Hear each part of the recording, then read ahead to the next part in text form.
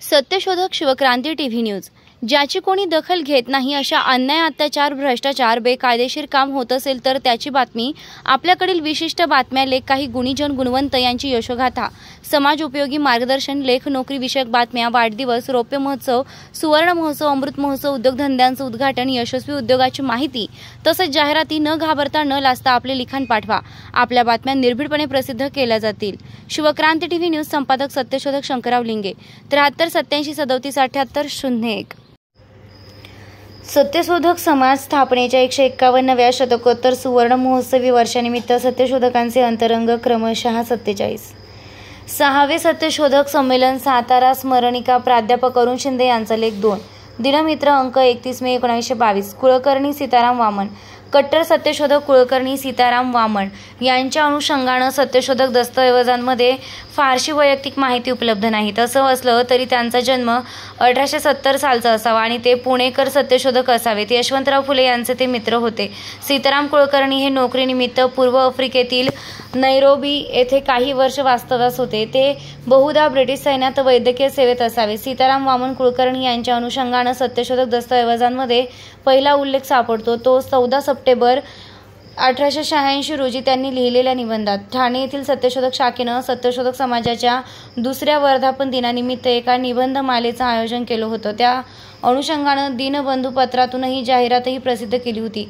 या जाहिरात प्रसिद्धीनंतर सत्यशोधक सीताराम कुलकर्णी यांनी ब्राह्मण इतर लोकांस यजमान, धनी, पालनकर्ते वगैरे विशेषणे देऊन हक्कानं दानधर्म घेतात व त्यावेळी मोठमोठाले आशीर्वादही देतात। तेव्हा आम्हा इतर लोकांबरोबर एकंदर ब्राह्मण जातीचे वर्तन कसे असले पाहिजे, हल्ली त्यांचं वर्तन कसं आहे व ते त्यांचे वर्तन उभय पक्षास श्रेयस्कर आहे का, या विषयांवर सत्यशोधकी मते चिकित्सापर एक निबंध लिहिला। हा निबंध ठाणे सत्यशोधक समितींच्या पसंतीला उतरला।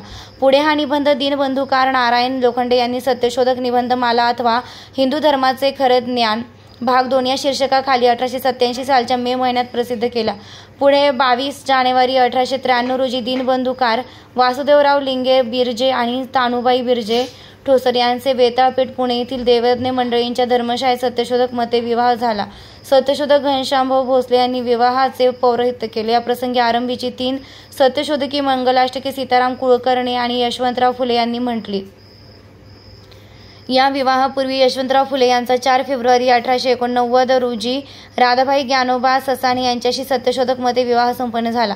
मित्राच्या या विवाहाला सीताराम कुलकर्णी उपस्थित होते। यानंतर 17 एप्रिल 1911 रोजी सत्यशोधक समाजाचे पहिले अधिवेशन स्वामी अय्या वारू येथे यांच्या अध्यक्षतेखाली पुणे येथे संपन्न झाले।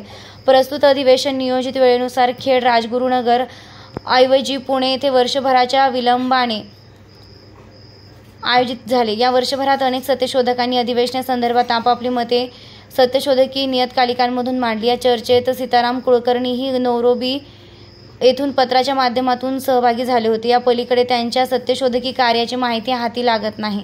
संदर्भ 1 ब्राह्मण आणि बहिष्कार, मोतू वाखंडे, राबा नारायण मेघाजी लोखंडे, डॉक्टर मागो माळी, दीनबंधू अंक 29/1/1893।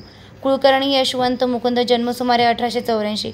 यशवंत मुकुंद कुलकर्णी मौजे, चिखर्डे, तालुका बार्शी, जिल्हा सोलापूर येथील सत्यशोधक असून त्यांचा जन्म सुमारे 1884 साली झाला असावा।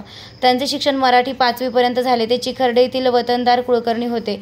बार्शी तालुक्यातील कारी येथे ऐन तारुण्यात ते तलाठी होते। कारी येथील वास्तव्यात त्यांच्यावर सत्यशोधक मतांचा पराभव होऊन ते सत्यशोधक चळवळीकडे आकर्षिले गेले। चिखर्डे येथील गावकऱ्यांनी ब्राह्मण बंधूंवर काही दिवस बहिष्कार टाकला होता। या प्रसंगी बहुतांश ब्राह्मण कुटुंबियांनी बार्शी येथे स्थलांतर केलं होतं। मात्र यशवंत कुलकर्णी यांचा परिवार या प्रसंगी चिखर्डे येथेच राहिला। गाव वास्तव्यांवरून ते कडवट सत्यशोधक होते असे दिसते। संदर्भ सत्यशोधक ज्ञानेश्वर ढावरे, उस्मानाबाद यांची टिपण।